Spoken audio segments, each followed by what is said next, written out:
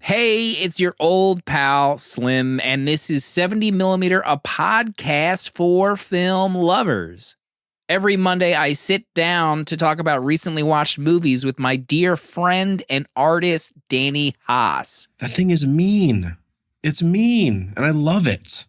I wanted to rip everyone to shreds in that room, and it does, thankfully. And our own spiritual advisor and movie insider, Proto. And I'm watching it, as a good Star Wars fan does, but I don't really feel anything. I feel nothing. We are still on the road to Jurassic World. So this episode, we are covering Jurassic Park 5, Jurassic World Fallen Kingdom.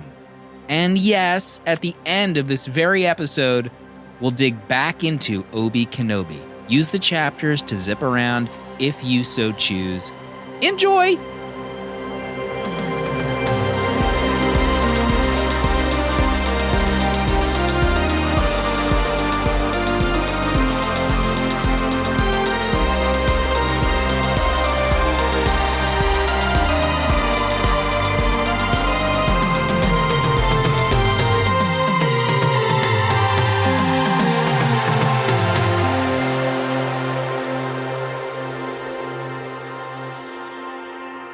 Obi-Wan Kenobi. Oh my God.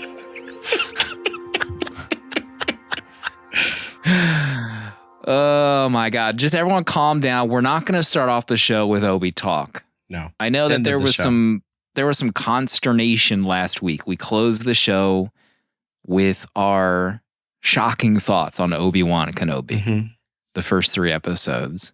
So if you want to skip to our thoughts for the 4th episode, use the chapters, and we'll get to it later. I will say this, though. Please. I've been getting some DMs. Me too. Some private support of our thoughts about Obi. Is that the case, Proto, for you? Have you felt a vibe shift? I have. It feels as if there's a resistance growing. There's something brewing. A rebellion of sorts.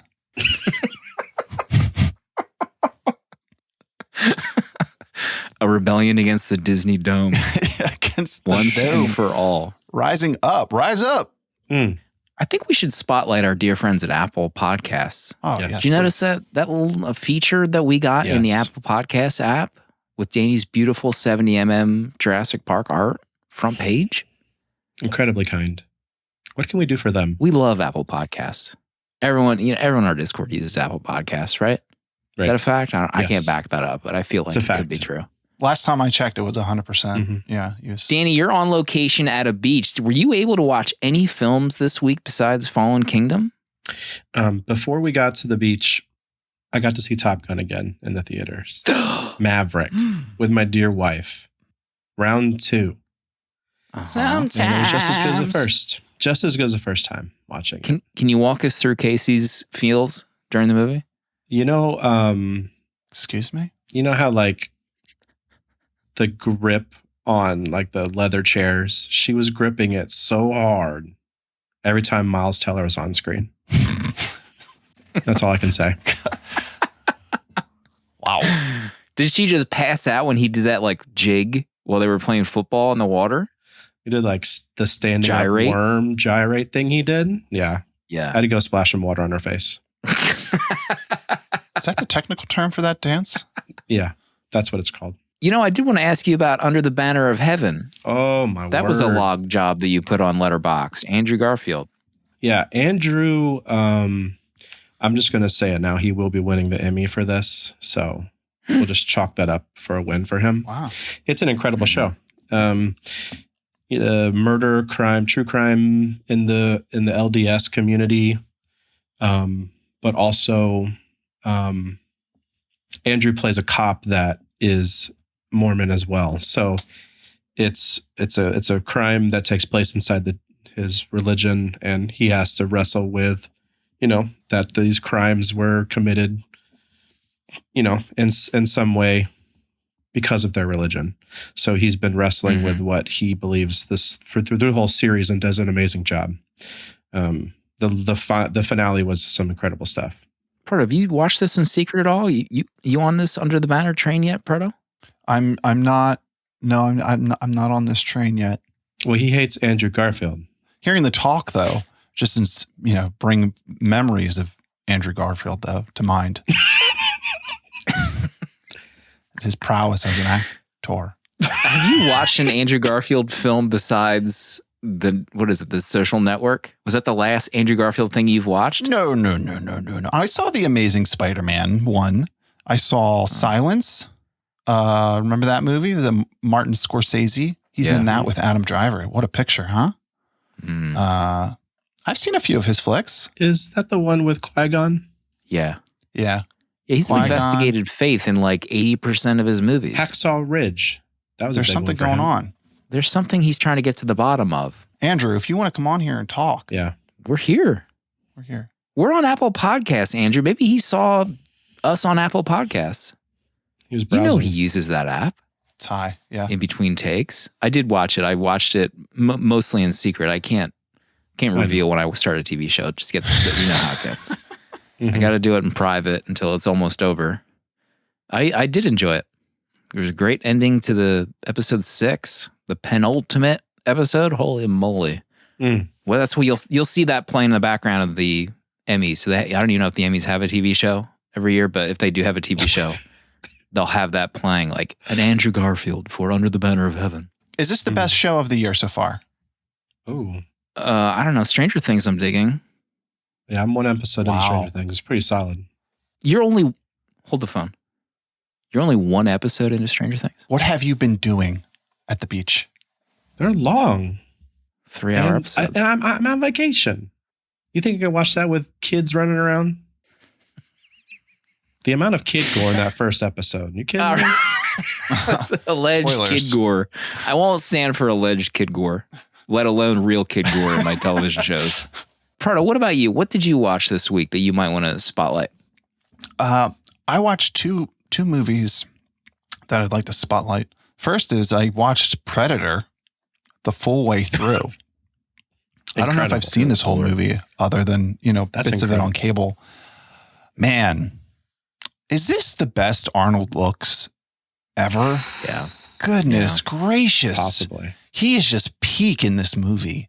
His body, him lighting a cigar, I was moved. Just his command of himself and the people around him, that helicopter, like it was just incredible. And then the action is over the top. Some of the scenes with explosives and guns in this movie, really top tier. And for what this movie is, I had a great time. Like, you know what you're getting into when you sit down and watch this. So I gave it 4 stars. I had a great time watching Predator. You've been itching to do an Arnold movie again on the show. You've had a hankering. Oh my gosh. Arnold month. Is it time? How do who do I have to call? The power could be yours. We'll see. Arnaugust. What a theme. What a theme suggestion that could be for someone to potentially vote on. Anything else you want to spotlight? Just the new Bat and Spider episode. They covered Fire and Ice, which is that Ralph Bakshi joint. This is what year was this? 1983. So it's all like rotoscoped. I've been wanting to watch this for a while, so I'm glad they were covering it so that I could finally watch it. It's only 80 minutes long. It's so different than any other animated movie I've seen. In my review, I said it feels more like a proof of concept than an actual movie. But there's a lot of nude bodies in this. Bakshi was a freak. But I can understand why a lot of young people had their lives changed, I think, in the 70s when that thing came out. Yeah. Or whatever year it came out. I can totally see that. Lives were changed. But a fun movie. It's on Tubi. Anyone can watch it. Tubi Army. Now's the time. We should say hello to some patrons that joined this week. Get access to our exclusive episodes in the 70mm vault. The Harry Potter Journey was just in there. If you're an Apple user, you can follow us on Apple. Just listen to those exclusive eps right in the app if you so choose. Kyle, Michael, and Jonah all joined this week. And they get access to discounts on Danny's beautiful prints. By the way, I'm not sure if we mentioned on the show, but Those Indiana Jones prints are now available on the store. FYI. Time is now. What do I want to talk about? Pick something, please. I can't remember the exact reason why I watched this. Anytime I go into Netflix, I'm like, I don't even know why I have Netflix. Anytime I go in there, I just scroll for 5 minutes and go to a different app. There's so much stuff in there, and I just get like lost in a sea of capital C content that I just like forget why I'm even in there. And I saw Knight Rider 2000. Oh my gosh. In there. Could not believe you logged this. David Hasselhoff. I actually got my first comment on that review. Why did you watch this? Lol. Lol. I grew up a huge Knight Rider fan. Knight Rider was my jam. I mean, everyone our age who probably got a cell phone at that point had the Knight Rider like ringtone. Remember the ringtone? The Knight Rider ringtone? I don't. Remember ringtones? Yeah. 996. That's X-Men. Yeah. Best shot. I gave my best shot. You did give it your best. That's fine. So the series ended. The original series Knight Rider ended. I think maybe like 5 years later or longer, they did Knight Rider 2000 in the year 1991. And I saw one Letterboxd review call out about how, remember when TV, like channels would do TV movies in the hopes that it would be successful and they'd make a series out of it? That just feels like a bygone era. Like that does not happen anymore. So they had hoped that this would turn into a new series. It didn't test well, but a lot of people watched it. So Knight Rider 2000, David Hasselhoff, he gets called back in by Devin. I need you one more time, Michael. One more time. Come back in. I'm retired, Devin. I'm out of that game. You know, that whole thing. Mm-hmm. And he comes back, but he's like, I need my kit. I need Kit if I'm going to come back. That black car. Comes back to the office. Kit's been destroyed, dismantled. The car's not even in the movie. Wait, the what? OG Kit. Yeah, what is it? The Firebird isn't Thunderbird, in the movie? Thundering Firebird. It's in the dumps. Firebird. It's in like a trash bin. So then they have to like rebuild Kit. So Kit is in this old car, which is like, ooh, Kit's in an old classic car. Haha. And then they put it in like this futuristic new Firebird, like almost a concept Firebird. It looks like ass. And the female protagonist is, they also rip off RoboCop, like the entire front of RoboCop of like a cop being like murdered and brought back with computers. It's pretty egregious. So they bring back this female cop. She gets shot in the head and she loses her memories. The way they bring her back is they use a computer chip from Kit and they implant in her. What? So she's almost like talking like an android almost. It's very bizarre. Mitch Pileggi is in it from X-Files. Any Mitch Pileggi fans out there? So the cops, that might shock you, are up to no good. And they're selling arms to the town. And they're doing like this underground arms race from these corrupt cops. It was really bad. I gave it a 1.5 stars. Jeez. Music was atrocious. Might be my lowest rated movie all year. But anyway, Knight Rider's still great. Unreal. I'm sorry you went through this. Crap. My pain is your gain. Just a reminder, Obi, if you're still with us on the Obi train, the Obi ride, people are off the charts loving Obi-Wan Kenobi right now. Best Star Wars television show, best Kenobi ever. We'll give our take at the end of the show. Mm-hmm. But this is the Jurassic Road to the Kingdom month. And we need to talk about Fallen Kingdom. 2018, the sequel to the smash hit Jurassic World. They said it couldn't be done. Mm-hmm. Yeah. I'm sending DMs. Was this journey a mistake? Quote. End sentence. Check the box office. Proto, what is Jurassic World Fallen Kingdom? Since the disastrous events of Jurassic World, Isla Nublar and the park have been abandoned. Even worse, Nublar has become active again and is set to erupt any minute. Bryce Dallas Howard is trying to save the dinosaurs, but Jeff Goldblum convinces the world to let them die. Bryce gets contacted by Sir Benjamin Lockwood and his Ben Platt lookalike sidekick.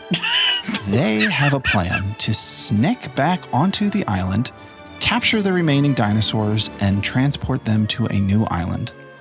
But once they arrive, they realize that Ben Platt has an evil plan to kill Chris Pratt and Bryce and sell the dinosaurs on the black market. They transport the dinosaurs back to Northern California to a secret dino prison where they can auction off the dinosaurs Project Runway style. But wait, Lockwood gets double-crossed by Ben Platt. A genetically modified Indoraptor plays possum with evil Jim Varney. A child is cloned.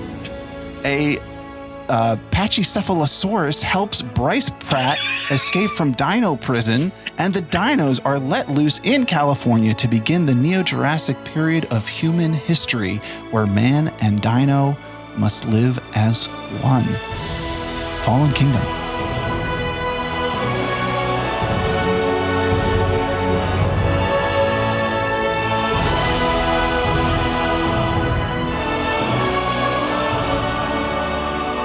Unreal. This is a real movie that Proto just synopsized. This is real. This was the not sequel. a joke. This is Jurassic Park 5, right? This is 5. This is the 5th one. This is Oh, 5. it's weird when you put it that way. Oh, God. This is Fifth the Empire movie. Strikes Back of Jurassic Park. Trevorrow. Oh This my is Trevorrow's Empire Strikes Back. Wow. This is well, even though he didn't direct That's a box quote. So if you're a new listener from our dear friends of Apple Podcasts, we generally, as we watch this movie, we'll note 3 things that we want to bring up, good or bad. And we'll go round table as we exhaust our list, and then we'll give our final letterbox rating at the end of that discussion. Just real quick, we'll maybe talk about our history with Fallen. I can't even say that sentence. We'll talk about our history with Fallen Kingdom. I think I saw this in theaters when it had come out, but after that, I don't think I saw it again. That might have been it. Proto, do you have any vague recollection of your history with this? So I was under the impression that I had never seen this before. But as I began watching it, I realized that my brain denied me the memory. But I had indeed, I have seen this before. So this is a rewatch for me. I don't remember when I saw it the first time, but I did remember it as I watched it. Our shared Fallen Kingdom history. Danny, what about you? I didn't see it in theaters. And I think I only watched it while working one day, my first time watching. That's about it. I've only watched it once, and I enjoyed it. But I was very confused because people seem to hate this movie very, very much. So it's interesting. Your Letterboxd review has been pasted in chat. I remember seeing this review, I think when it had come out or when you had posted this review. Yeah. Reading all, let me, if I may quote it. It's a year ago, things might have changed. Reading all these insanely low reviews for this movie has me howling. Not my Jurassic Park. Quote. Yeah. So we'll see if that holds up. Thank you. We'll see. What has changed in a year? It's changed, man. A lot has changed. I've grown. Well, we've changed. We've all changed. So next week, just a reminder, next week we'll be ending this journey officially forever with Jurassic World Dominion, Jurassic World 6, with the foremost expert on Jurassic Park movies, Marcy from the Movie Mixtape podcast. She's our Jeff Goldblum. Speaking of which, let me give my first note. Please. Oh, please. Is this not the worst Jeff Goldblum performance in movie history? What was he's only in this for 3 minutes, and it's the worst thing I've ever seen. One take Wilson and he's out the door on his jet or something. It's awful. I mean, he's given nothing, but he also gives us nothing. Right? Am I alone in this? I think that we should allow our magnificent, glorious dinosaurs to be taken out by the volcano.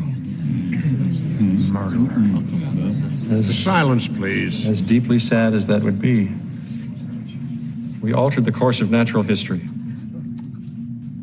This is a correction. I feel, you know what? I must have just not really been paying attention. I have no opinion about his performance. I mean, I heard the words. No recollection of his performance. I'm already blocking it out. I remember him speaking, but yeah, I don't know. I mean, I take your word for it. Yes, terrible.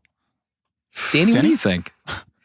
I have one note about Ian Malcolm, and Ian Malcolm is always right. He's been right the whole time, and everyone should have listened to him, and none of us would be in this situation. I just wet that touch. Remember that line? I mean, yeah, it's fine. It's fan service. This movie is nothing more than just to get us to the final movie.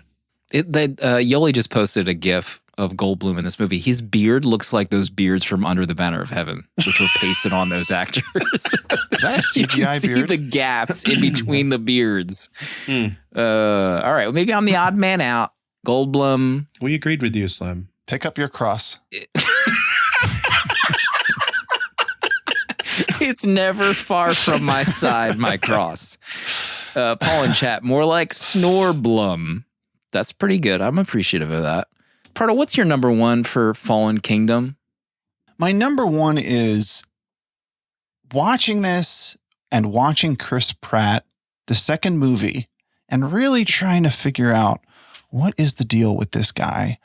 And all I could come away with, the realization I think I had, a revelation, is that he is like the anti-action star. He doesn't necessarily need to be an action star, but when I think of someone who could have played this role differently, or if I just think of a different actor who would command some level of presence, but he's almost like a non-factor in this movie.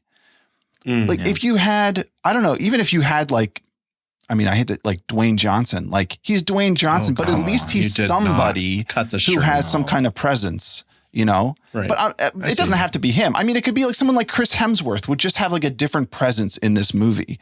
I don't think Chris Pratt is this role. He's more like he gives you nothing. Like I feel nothing when I think of him.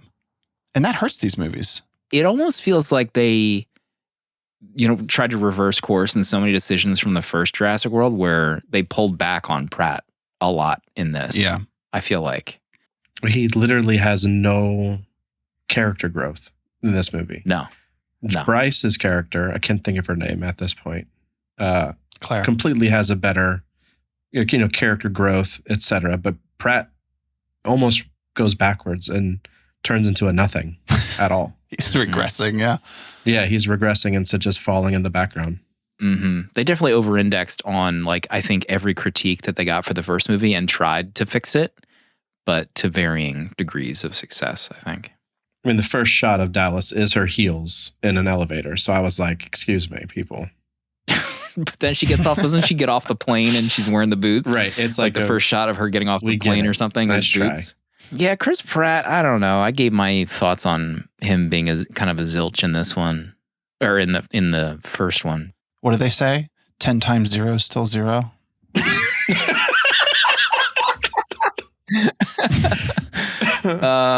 They did add other characters this time around that were, a little bit more enjoyable, like Danny shaking his head. Justice Smith, the Franklin Nerdlinger, the guy who was screaming every scene. Yeah. I loved him. I wanted him to die right away. What? No, he was my favorite part of the movie.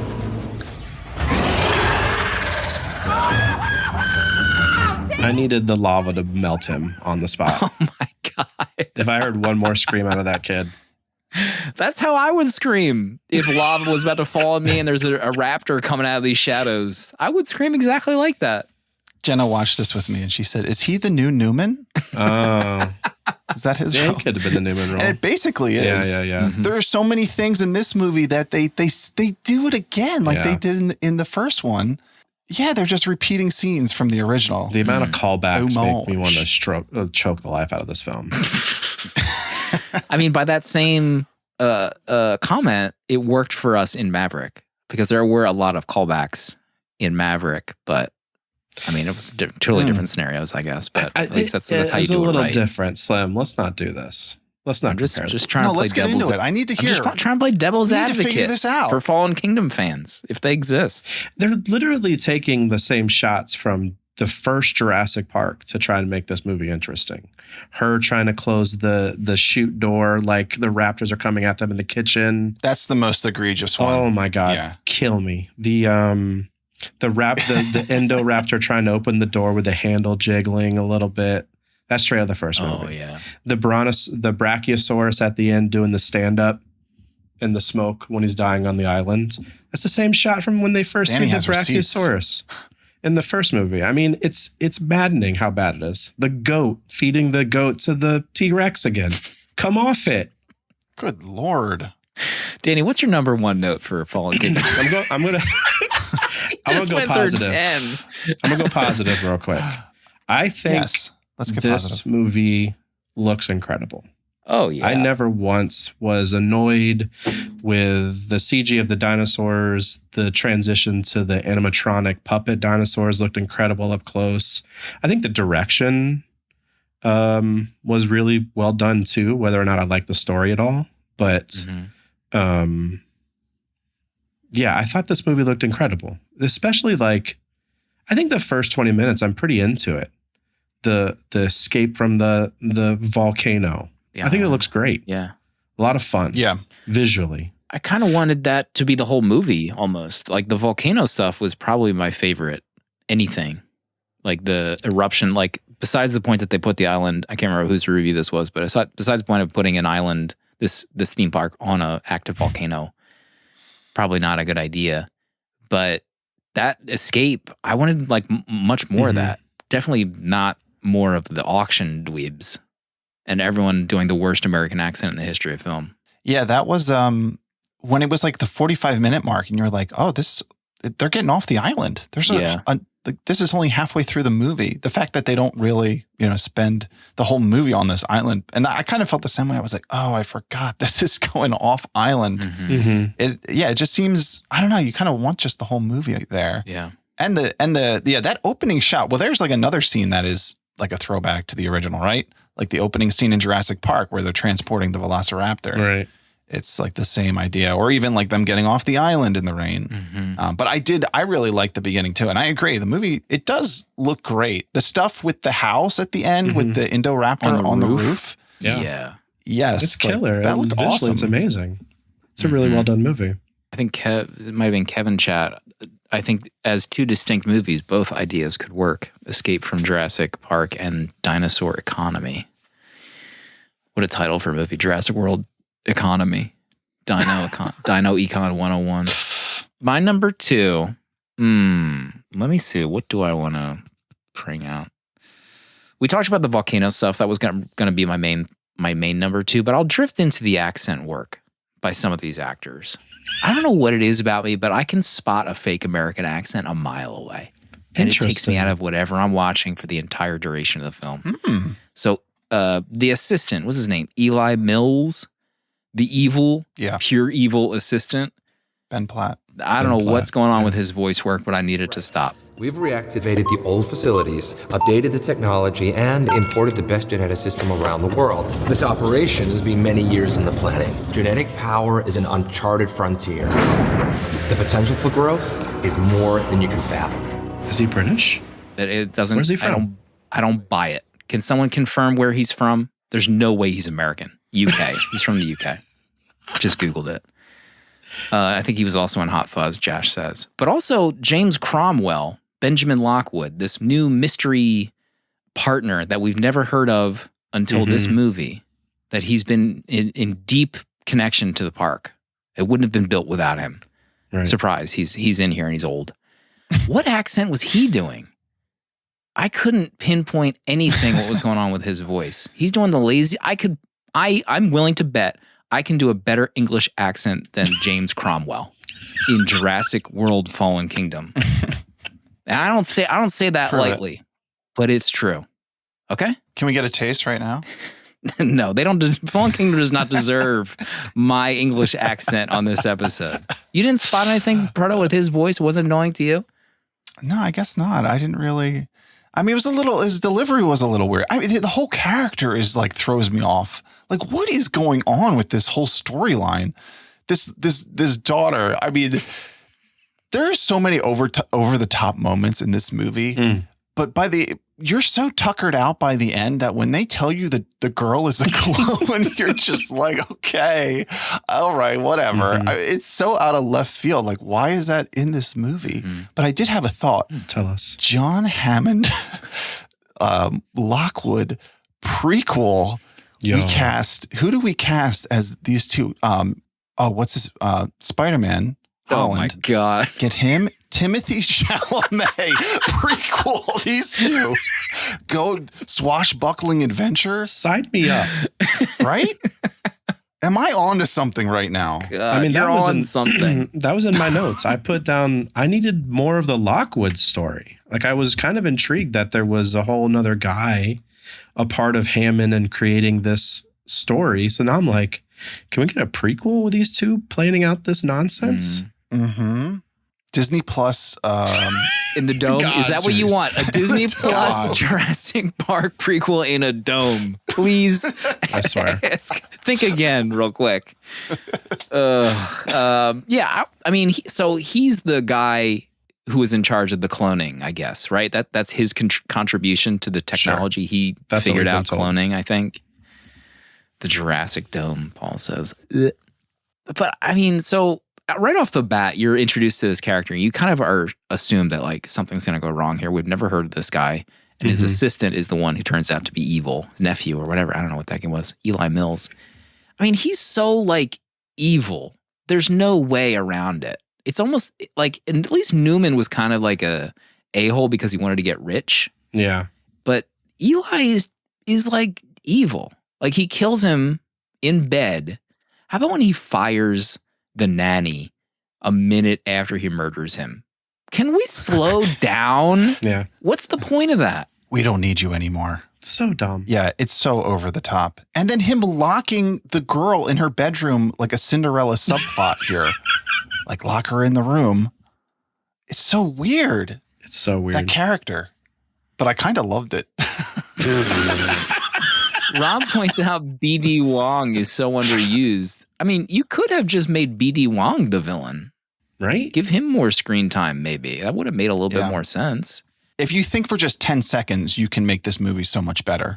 If you had to have a brain. It really doesn't take a lot. Just think. Yes. I had a snarky Letterboxd review about the writers of this movie. It's Trevorrow and his writing partner. Right. Again, for all three. And I was going to make like a real negative comment.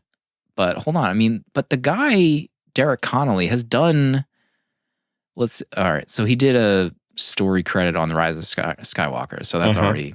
However, put those aside. He at least has a credit on Detective Pikachu and Kong Skull Island, which I liked. So he's capable of something, you know?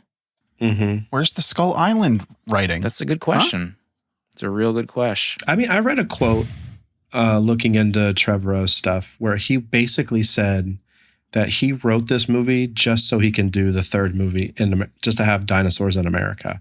So this was literally just like a filler movie to get animals from the island to America. And that's all he was trying to do. That's it. He wanted to just like dinosaurs in episode America. 5. It's just to get Luke trained to face his dad. I think it is Proto's turn.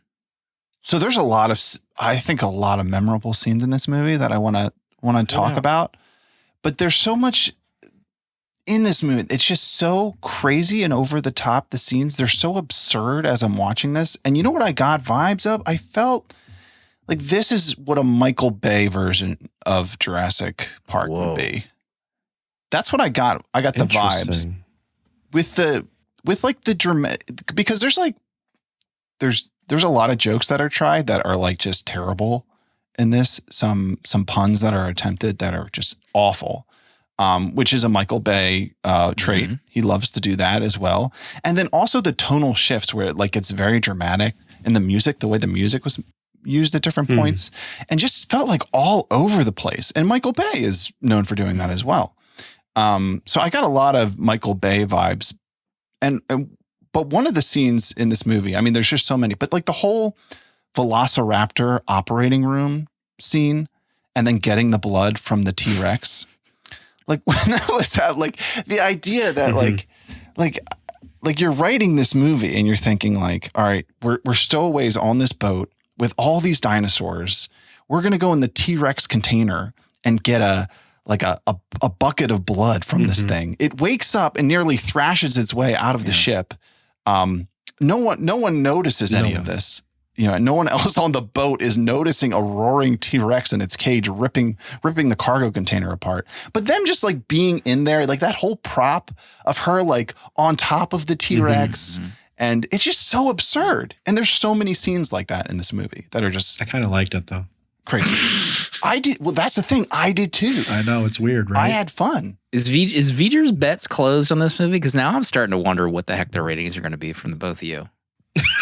The bets are it's closed, hard yes. to not have fun. Now I kind of want a Michael Bay Jurassic Park movie. Like the drone work in that thing during the chases. Kidding me right now? What if Michael Bay remade the first Jurassic Park? I might be into that. Why not? Yeah. Danny, what's your number 2 for Fallen Kingdom? The Indoraptor. How badass is that dinosaur? I couldn't get over it. I love the intro scene to him being dragged, they, whatever I don't remember what the sex was of that. Right. And when he gets dragged into the auction room, that thing is mean. Yes. It's mean, and I love it. I wanted to rip everyone to shreds in that room, and it does. Good Lord. Thankfully. It's so good. It's such a great looking dinosaur. I'm loving these create your own dinosaur moments in these movies. Wow. It's fun stuff. Okay. Holy moly. I just like it. Rising I mean, it Kingdom. feels like it does feel like the natural progression to these idiots running Jurassic Park, that they're going to try and make their own dinosaur. That doesn't feel out of place. So that's why I kind of like it. You know what, Danny? I completely agree. I think Jurassic World walked so Fallen Kingdom could run. My God. This movie just kind of Thank you. ups the ante. And you're right. The design of the Indoraptor, when you look at it, you can see both T-Rex and Velociraptor at the same time. Like it really is a great design, and it looks really cool. And the idea that it's this intelligent as well, the way it's toying with Ernest there in the cage. That idiot. I mean, he also, what are we doing? What are we doing? He shoots it. What does he shoot it with? One dart. Unlocks the cage 10 seconds later, goes in.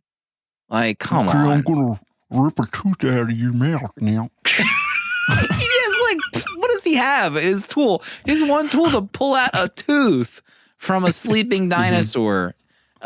He's an idiot. How did this guy get into becoming a Black Ops mercenary? Looks like he should be running a convenience store. He has like a mom and pop convenience store. He just walked out of Spirit Halloween with the cheapest Amazon version Prime of that the outfit. Jungle Safari. He did. And even Pratt and Bryce, trusting them. Like, we haven't even talked about Bryce getting Bryce's entire plot is she is now trying to save the dinos from this exploding island. She's like an activist now. So like we're talking about over-indexing on the characters from the first movie, but she meets this character no one knew existed. Well, actually she knew in the storyline, and she's like, yeah, we're going to get these dinos out. We'll do whatever you want. We're fronting the bill. It's time. Her prayers are answered out of nowhere. And she enlists Pratt also. And he wants to save Blue. He's watching QuickTime files of him training Blue, and he gets all reminiscing about his time. And he's like, oh, yeah, you know what? Yeah, I'm going to go back to the exploding island because there's a 1 in a million chance Blue's alive. So let's do it. Like, everyone is an idiot in this movie, in my opinion. Idiot. I really like the QuickTime stuff. I thought that was really cool with the baby raptors. Those scenes were cool, but I can't imagine he's just all this time he's just watching clips. Oh yeah, being depressed. Like, come on, bro. My number 3 for Jurassic World: Fallen Kingdom. I do want to talk about the auction stuff. The auction. Okay. I mean, this character. Who is this actor who played the auctioneer? It's that guy from the Marvel movies. Toby Jones. Like, I have listen, I'm allowed to say this because I historically have bad teeth. I grew up 35 years with bad teeth. What is going on with his teeth in this? Is he wearing dentures in this movie? Did anyone else notice that? It's like he's wearing those like bubblegum things on his mouth. I was like, I can't remember the white bubblegum. Chiclets? Oh, the chiclets. He's got like chiclets in his mouth. I didn't understand what it was going on with his mouth. Like, what is going on? Did he say like, I want my character to have the fakest ass looking teeth on the planet? It was so confusing. He was so annoying. I wanted to throw him into the den with an Indoraptor immediately. But that was brutal the way he died. He's annoying as hell. Oh, the dinosaur here. We're canceling it all. I'm never going to auction off real dinosaurs ever again because you're late. Like, come off it, dude. Oh, yeah. Get out of here. With that whole conversation. But then the fake American's like, you ever made $10 million in a day? You ever do that? Did anyone else think these prices were really low? Like Tuesdays. God. He was so annoying. The auction itself, you're selling living, breathing dinosaurs, and you're going to pay $10 million? How are these not Chump like change. $750 million animals to these people? Right. Yeah. Right. Totally. Right? Yeah, he was The like, dumbest thing you I want to heard. make $10 million? It's like $10 million for a dinosaur? I mean, that's a little cheap there, Ben Platt. Right, exactly. I couldn't get over it. And I get it that maybe it's the black market, so they have to do it all illegal so they get a discount or whatever. But I was the underground area like built for this, or was that there through the cloning like technology? Because I also just couldn't believe that this guy just built this underground lab while old man clone guy is like asleep on his bed. How did this construction even happen without him knowing it? I was getting so annoyed. He had no idea there was a dinosaur prison in his basement. Like, how did he not know this was there? I couldn't believe it. Also, how about him like finding out about what was going on from his clone daughter, and then he's like, I need you to go over there, pick up the phone, and call the police on yourself right now. Is that gonna work? Police. Do you think that's gonna happen, old man? My God. Proto, what's your number 2 or number 3? So I watched this with Jenna, and she had some great thoughts while watching this, and I just want to share them with everybody. So some of her questions, one was, is the Lockwood guy the same guy from Home Alone shoveling snow? That was her first question. she saw Cromwell, and that's who she thought it was. She saw a tall old white guy and thought that's Home Alone guy. Yeah. Then also the little girl, they were theorizing, oh, we don't know who her mother is, but it's somebody, from maybe a previous movie. And she said, is her mom Jodie Foster? And I said, do you mean Foster? Laura Dern? And she said, I mean Laura Dern. I actually thought the same thing when I first saw this. I was actually confused. I thought Laura Dern might have been his daughter at some point. And I totally got that. And then she also kept comparing how they played this. it off. Mm-hmm. She kept comparing this to RoboCop. She said she kept getting RoboCop vibes, particularly at the lava scene. What? Yeah, how about that scene where Chris Pratt Did she mean Terminator? No, she meant RoboCop because we watched RoboCop together. The scene where Chris Pratt was like paralyzed by the lava or near the lava? Yeah, that scene is another totally bizarre scene where he's... Oh, yeah, I forgot that. He's disabled. Like, he can't move any of his limbs from the tranquilizer. And he's laying there. And then suddenly lava appears.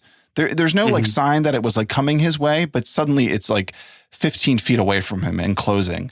And he has to do like this routine where he has to gain the ability to move his limbs like one by one and like crawl backwards up over that log. That was such a weird scene. Yeah. It was impressive, but very strange. He would have been sweating his A off. Kind of liked it. Next to that lava. And then the next thing you see him, he's sprinting perfectly fine down the hillside. Which, to be honest, looked like an Indiana Jones homage, like right off the bat. Did you get those vibes of the dust flying off of him? I need that cut from the record. Strike his words. This is a spiritual sequel to Indiana Jones and the Last Crusade. I hate you right now. God, you know what? Love to see an Indiana Jones story where someone clones dinosaurs and brings back dinos. I feel like that's probably a book. One of those weird small digest sized books that you try to read on the beach. There's a Journey to the Center of the Earth type book for Indy. Danny, number 3 for Fallen Kingdom. I needed the human clone to be thrown into the dino pit after she pushed that button at the end of the movie. There was no reason to push that button. Shouldn't have been done, and she did it. What? Because they're alive like her? Excuse me? They're alive. What an idiot. Like me. I need her fed to the dinosaurs. I mean, how many deaths are on her hands from pushing that button? Yeah. Right? Hundreds. I mean, the T-Rex has to have annihilated thousands of people after leaving that park, leaving that basement. We need justice. If she isn't eaten by an Indoraptor in the next one, there's no justice. Right. Thank you. Oh my God. I remember when that scene and the reveal happened that she was like a clone. I totally didn't even get it until they said it at the end. Like watching it now, it's like completely obvious. But when they revealed that she was a clone, I was like, what is going on in this franchise? Like it's going so far and evolving into like different storylines. It was like blowing my mind. I was actually like, I can't remember if I was really excited for a third one because the dinosaurs are free like they were in Lost World. So it's like almost like it feels like a retread of Lost World at the end of this movie where like we did this already. They're free. Yeah. But I think the next one takes place like, is it 5 years after this takes place? So 4 years in chat, everyone says. So it's been some time. It's not like a direct follow-up. So they didn't have the guts to keep it with the dinosaurs off the island in Jurassic Park 3. So Trevor Rowe's doing it right. He's telling the story that we didn't get. And I have to say, after watching this, I am legit excited to see this third movie. You know, because at this point it's like, let's go hard. Right. I want human cloning off the chart. How about, can we get like a human dino hybrid? Like, why not? Okay, that's what I thought she meant. When she says they're just like me, I wonder if like, oh, they cloned her with some dino DNA. That's what I figured. She's got dino DNA in her. I also figured she had some kind of dino DNA. So I thought that there might have been a scene where they're like listening to her. Like maybe that happens. Maybe she's like a legit Pratt where they listen to her. I don't know. See, there's so many things could happen. I will say I also am excited for a third Jurassic World movie. I mean, it might be really bad, but we're getting an expensive Jurassic Universe movie. And I can't like be upset about that. Like it might suck. Yeah. But I'm still looking forward to it. I mean, we're still watching Obi-Wan. Oh my God. For how long? Only 2 more episodes. My final honorable mentions. I love the kid, the nerdy sidekick. He was probably the standout for me. The raptor on the roof looked really cool. The American accents are a crime. When they capture Bryce and Pratt, why don't they just kill them right away? They put them in a cage. Yeah. Just shoot. Because Trevor wrote this. Well, you have to ask the question, why were they even here at all? You're telling me that the only way they could get this park operational again is Bryce Dallas Howard's handprint? And you're telling me like you wouldn't have like Navy SEALs instead of this dork on a computer? Like it's so absurd that like the whole like why is Chris Pratt there? He has zero reason for being there, and like none of it makes any sense. Yeah, I was also thinking about that. Like blood transfusions stuff is dumb, but I guess they had to fill that time from them going from the island to like the basement, the cloning basement. They should have done the Indiana Jones where you just show a map. Yeah, that would have just taken 5 seconds. Take a nap. Right. Just put like the hat over Chris Pratt. Oh, they could have done a Pratt homage there. Put a hat over his face. Take a nap. I need this also stricken from the record. It's a great idea. So I think I'm probably still 2.5 stars for Fallen Kingdom. I honestly, as I looked over my notes again today, I forgot everything about this movie. I was like, do I even have enough notes? what even happened in Fallen Kingdom. I already forgot, and it's not that far away that I watched it. So 2.5 stars. Proto. Honorable mentions, the scene where they are getting off the island because it's exploding from the volcano, and there's the Bronchiosaurus on the dock, and it goes, like, it's really sad, and I couldn't help but think of the Jim Gaffigan voice that he would do as the whale. Don't leave without me. It was just like that. Me and Jenna were dying watching that. And that was really my experience watching this movie. I really had a great time. And I think this movie is a perfect example of a movie that's so bad that it's good. Like you really have to just shut off your brain. And I think it helped that we watched the first one right before this, because it kind of prepared me for this, to just be like, all right, it's just a ride. Just have fun with it. You know, you can't overanalyze a movie like this, but I'm giving it 2 stars. It's still a bad movie, but it's a lot of fun. 2 stars, Fallen Kingdom, Proto. Have mercy. Danny, now is the time to see if anything has changed in the last year from your previous review for Fallen Kingdom. Yeah. I don't think I have any other final honorable mentions. I think this movie is fun. I think it looks amazing. I think it's well directed. It's a terrible story. And I think this time around, because I was at 3.5 stars on Letterboxd, I think catching all of the horrendous callbacks kind of pissed me off, to where I'm bringing it down to 3 stars.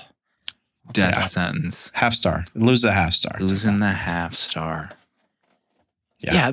Kev points out that this is Amblin. I forgot about Amblin, you know? Anytime I think about Amblin, I think of those good movies from the 80s, you know? Next week, Dominion. We end it. Dominion. We put an end to this once and for all. Let's see. We do have a letter. So if you want to shoot us a letter, you can send one to, what's our email? 70mmpod@gmail.com, or use the link on 70mmpod.com. This one comes from Ron. I'm going to take a drink of water real quick. Hey guys, looking forward to what I'm sure will be a colorful discussion of this week's film. Like the 3 of you and almost anyone else with a pulse, I think the original Jurassic Park is a classic filmmaking achievement. And though there are positive things about all of them, the series has steadily dipped in quality with each installment. I know you'll cover the narrative part of the dumpster fire, but the things that get me are the scientific bits. The original Jurassic Park took liberties. Real velociraptors were basically ill-tempered turkeys that probably didn't hunt in packs, and literally all animals are lysine deficient. But it tried and mostly succeeded at representing real scientists doing real science at the time. That's something that has degraded in each movie, which I suspect has to do with the absence of Michael Crichton. In Fallen Kingdom, I give it props for including dinosaurs that are relatively recent discoveries, but most of the behavior doesn't make sense. The realistic animals from the first film have slowly become typical, cliched movie monsters. Whether we intend to or not, we learn from the media we consume and often take what's presented at face value. Movies lie to us all the time. Everything from historical inaccuracies in biopics and period dramas to how gunshots sound and how things like CPR or defibrillators actually work. So I have a question for the 3 of you. How important is scientific and/or historical accuracy to you in your entertainment? What do you think is too important to let slide, and what is easier for you to extend your disbelief in the name of a good story? Thanks again for consistently putting out high-quality content and creating a community of amazing people. You guys are the best. And if you're listening to this and haven't joined the Discord yet, what the heck are you waiting for? Your buddy, Ron. Thank you, Ron. Wow, thanks, Ron. How important is scientific and/or historical accuracy? Protolexis, we'll start with you. I don't mind it if it, veers from the truth, if it's trying to tell a good story. I think we live in an age where you can't really take anything at face value from anyone, really. So if you're watching movies, you for sure can't just assume that what's being told, the story, that it's always going to be accurate, or, even if they, based on a true story, like what's that even mean?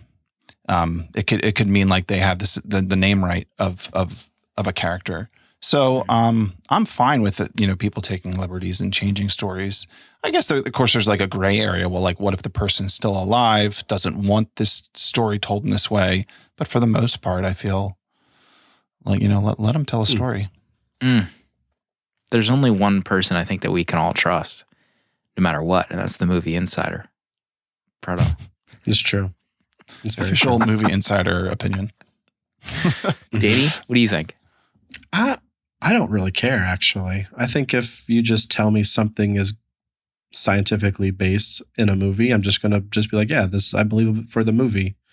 I don't know. I haven't really thought about it too much. Also, I think Michael Crichton was a so it's hard to take him seriously. Was? Oh my God. Could someone fact check that? Might have to cut That might not be true. I think Can anyone corroborate what Danny just said before we get sued? All right. Well, he's dead. My quote unquote was maybe. We'll find out maybe in the episode notes. Thanks for the email, Ron. I'm not sure what my opinion is on that yet. I have to meditate on that before I give an opinion. Oh, meditate. Thank you. All right. That is the Jurassic Cinematic Universe portion of the episode. Next week, just a reminder, big episode. Maybe the biggest episode we've ever done. We're going to be following up this Apple feature. Well, we're following up with the Fallen Kingdom, whether we like it or not. But then Dominion. It's all been leading to this. And speaking of Fallen Kingdoms, Obi Kenobi on Disney Plus.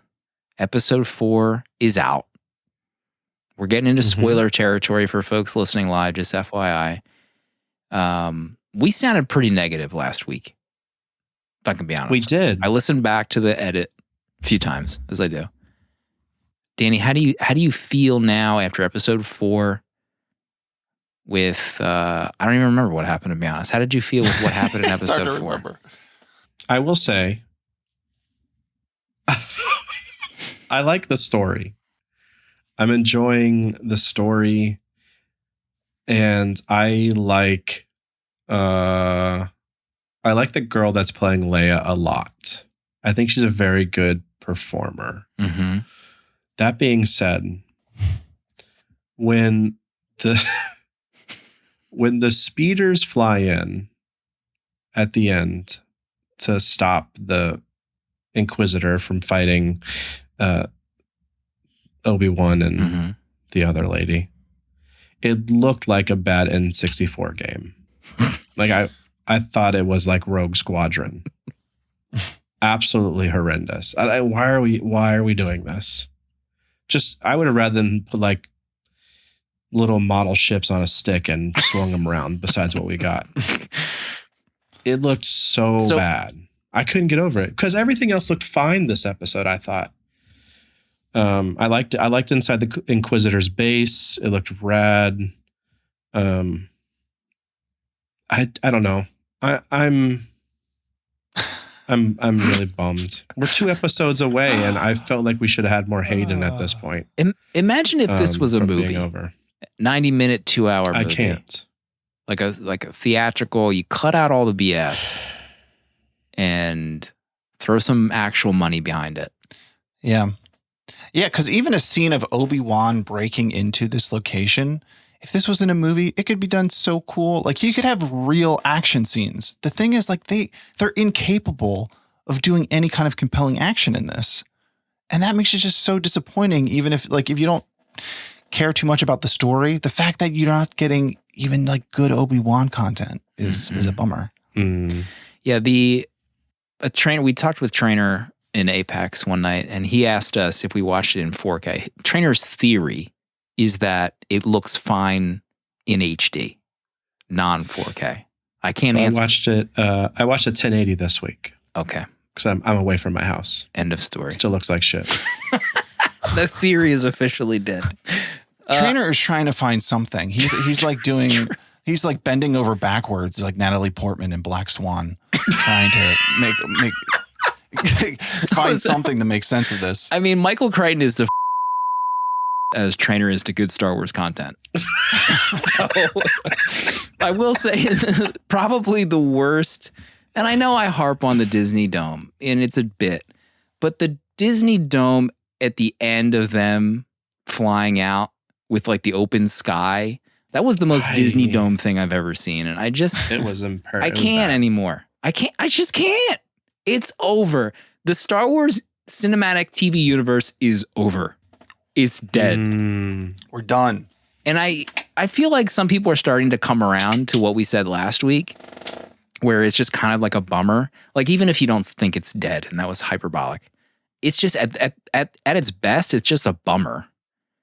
Like, I don't understand how this series is presented as it is today. Like, the director, I mean, I don't want to, making this stuff is hard. I get it. Mm-hmm. But it's not good. It's Kenobi. Right. And I think back to like how Solo, like really all of this comes back to Solo, unfortunately. Mm-hmm. Like their miserable experience, at least at the executive level of making a Solo, has brought us to this point. Because wasn't Kenobi a rumored movie around the time Solo was like in production and coming out?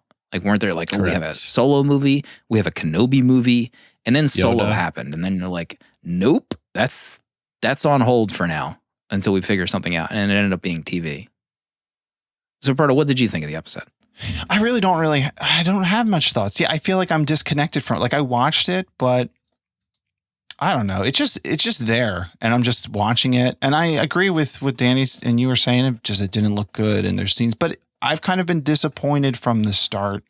And this was just more of the same. There's things you could talk about, but just, like just different pacing. The scene with him holding back the glass, like that scene with the troopers behind the door, it just felt so clunky, and like so much of it feels clunky.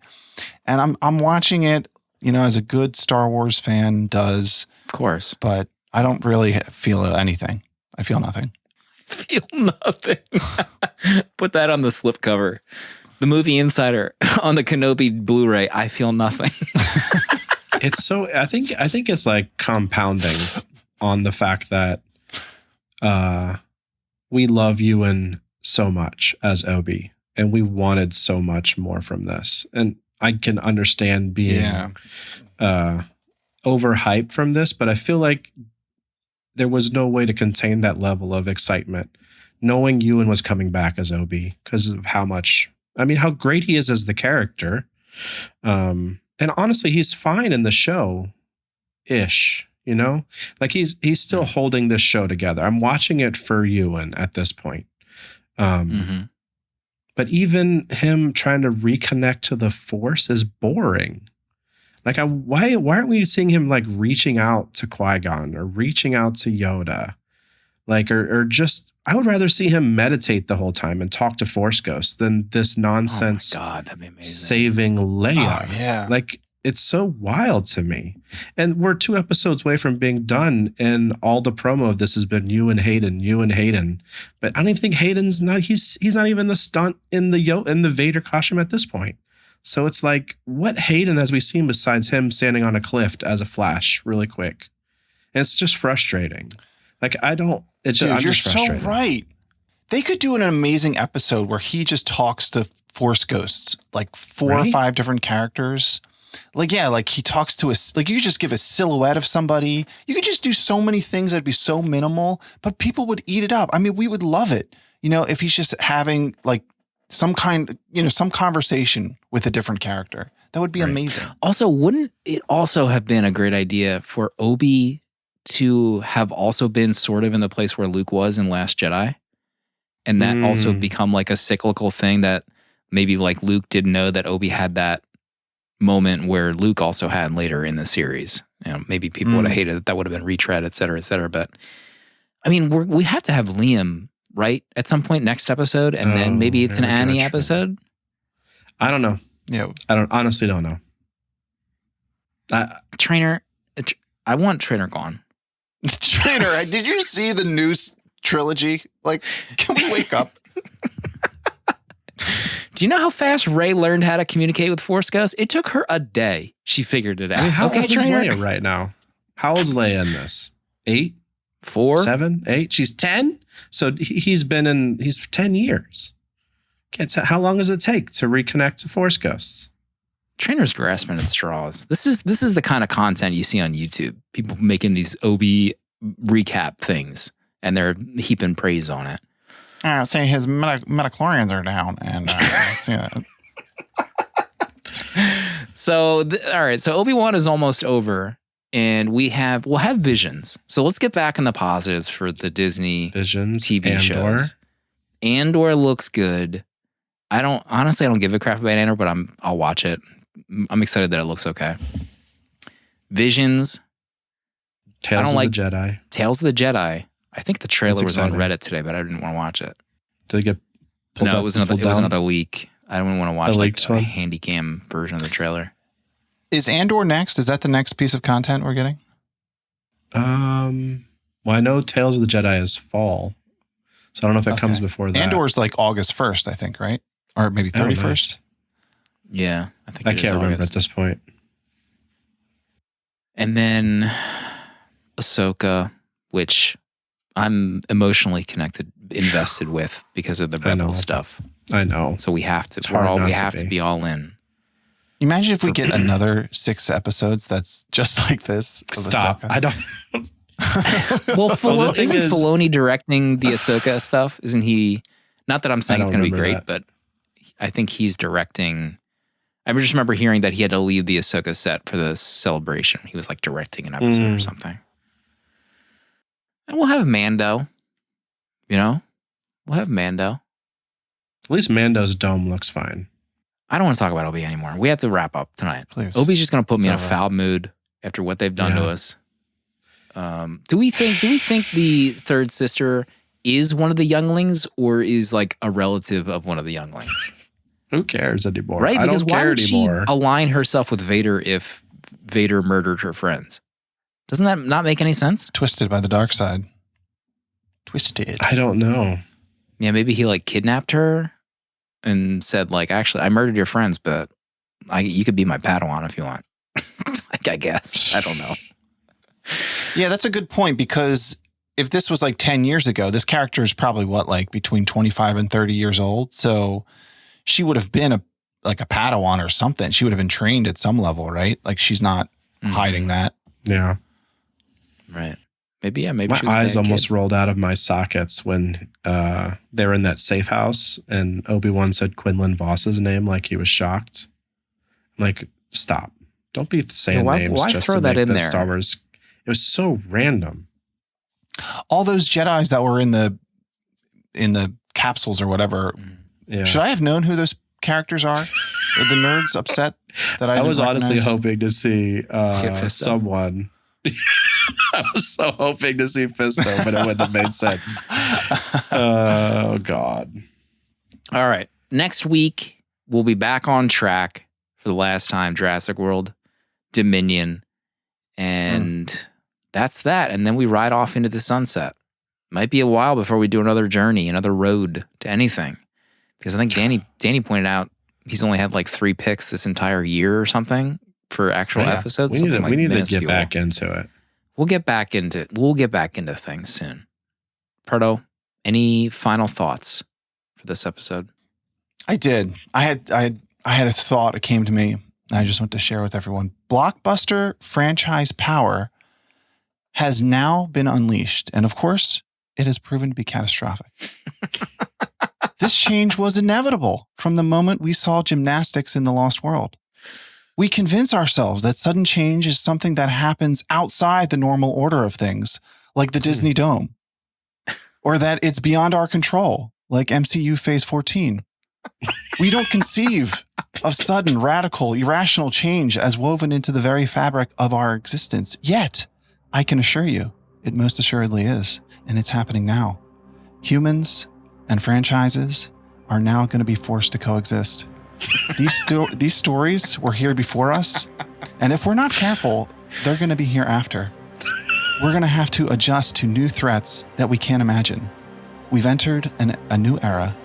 Welcome to garbage franchise making $1 billion at the box office world.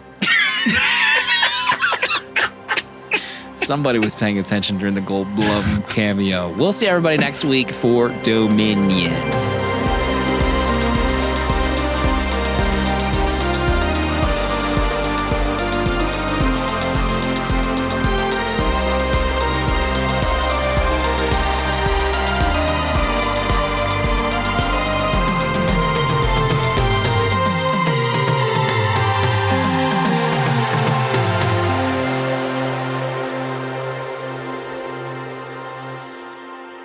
70mm is a tape deck production featuring original artwork provided by Danny Haas.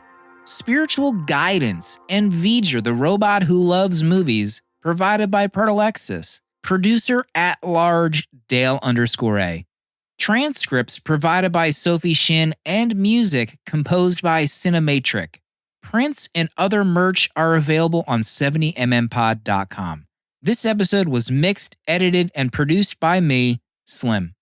Support our Patreon for access to our VHS Village Discord to talk movies with new friends, access to our exclusive episodes in the 70mm vault, discounts on merch, uncut episodes, and a physical membership card mailed to you. To check out other Tape Deck podcasts, find the link in the episode notes. And if you'd like to support our friends at Letterboxd and upgrade to Pro or Patron status, you can do so with a 20% off discount using the links on 70mmpod.com. Goodbye. This is a Tape Deck podcast.